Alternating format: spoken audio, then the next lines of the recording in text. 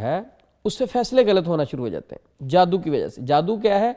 जादू की वजह से शैतान इंसान को वसवसे डालता है, डिट्रैक्ट करता है, उसको मुख्तलिफ ख्यालात आते हैं, उसको जो हकीकत है, मसलन जो उसके अच्छे दोस्त होंगे जिनसे वो चीज़ें खरीदता था, अचानक से उससे लड़ाई शुरू कर देगा, उनसे चीज़ें खरीदनी छोड़ देगा। हालांकि बुरे ख्यालात की वजह से, बुरे ख्यालात की वजह से, और बुरा ख्याल शैतान की वजह से भी हो सकता है और उसके गलत फैसलों की वजह से भी हो सकता है।